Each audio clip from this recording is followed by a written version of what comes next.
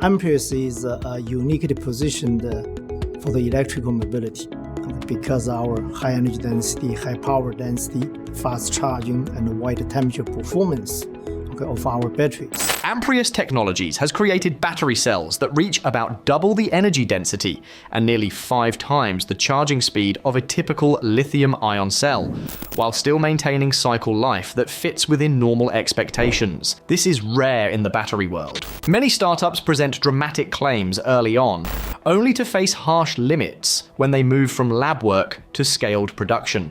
Promised figures often collapse under the weight of real-world processes. Amprius stands out because the delivered results are close to the claims, making the technology worth close examination.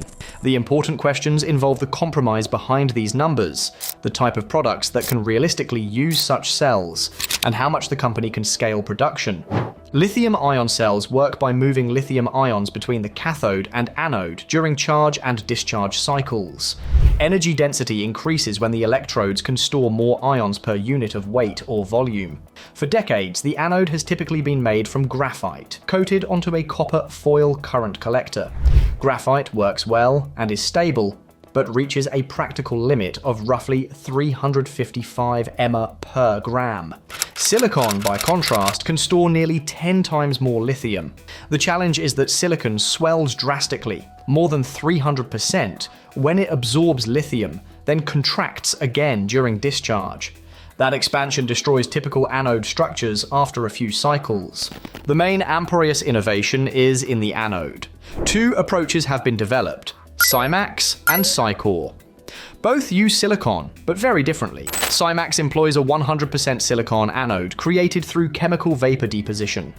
In this process, silicon grows atom by atom into thin, finger-like forms with enough empty volume around them to allow expansion without severe breakage. These fingers grow directly onto the copper current collector. The technique provides extremely high energy density because the entire anode is silicon, with no inactive or mixed materials. The problem is that chemical vapor deposition is slow. Only about 60 nanometers of silicon are deposited each minute. If the fingers are around 5 to 10 microns wide, a full coating process can take around 2 hours. Slow throughput drives cost upward and makes large-scale production difficult. Cycore takes a different path. Instead of pure silicon, it uses composite particles made from a mixture that includes silicon, carbon, and other stabilizing materials. These particles are processed through a standard wet coating method widely used in the battery industry. The process involves mixing active particles with binder and conductive additives, spreading the mixture onto copper foil, drying it, and compressing it to the proper thickness and porosity. This method is fast and inexpensive, allowing over 80 meters of coated foil per minute.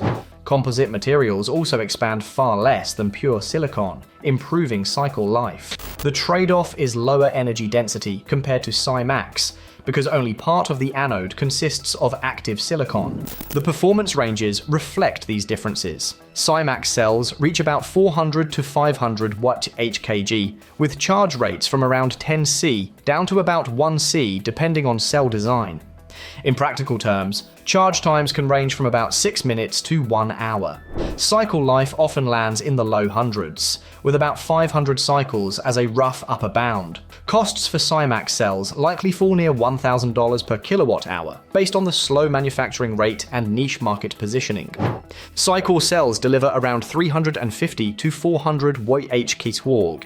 While this is lower than Simax, it remains much higher than standard graphite-based lithium-ion cells used in consumer electronics or most electric vehicles.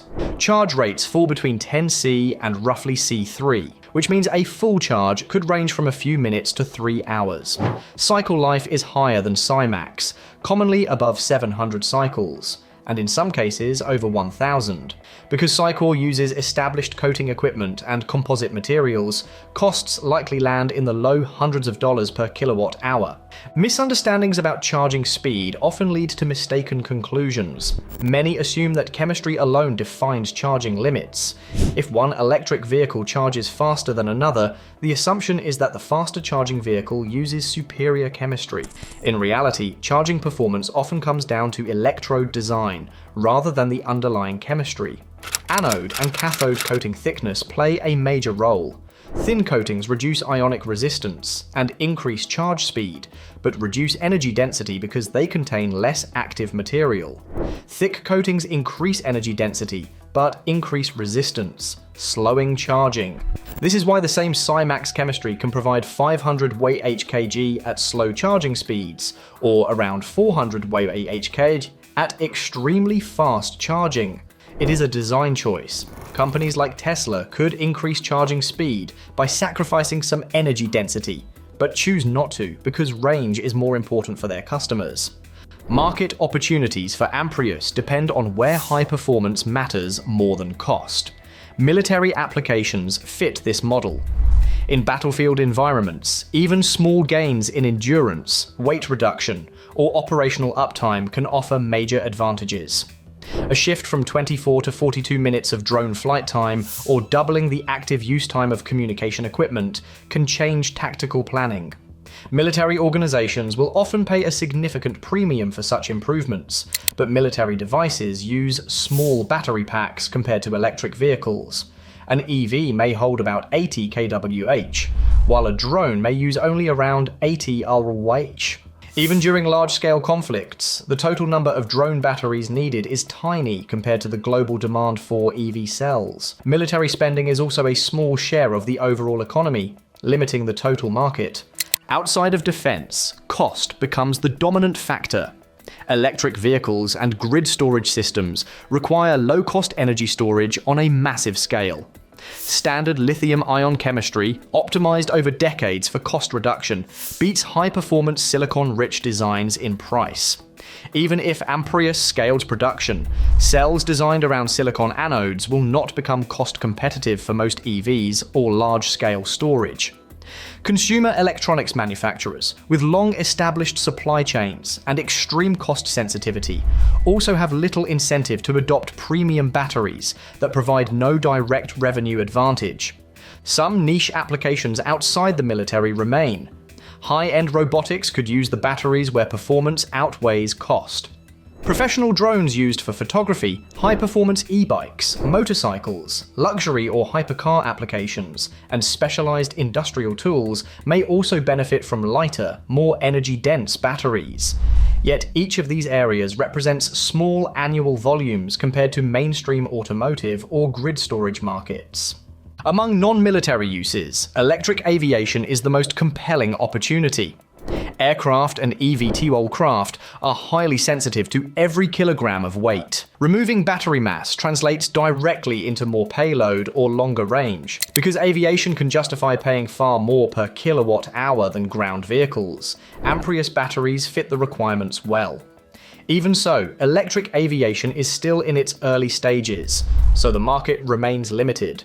Production plans from Amprius match the small but focused nature of its prospective markets. Current in-house production capacity is only about 2 MWh in Fremont, California. Against a global output near 1.5 TWh per year, this is microscopic. Plans exist for a 5 GWh facility in Colorado, but no commitment has been made to begin construction.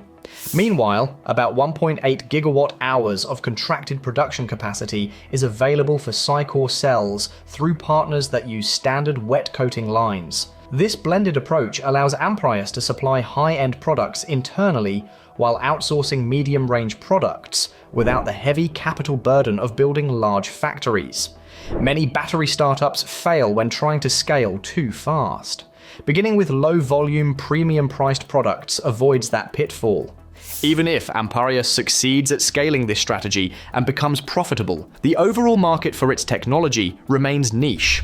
These cells are unlikely to appear in mass-market EVs, home batteries, mainstream consumer electronics, or any other product category that demands low cost above all else.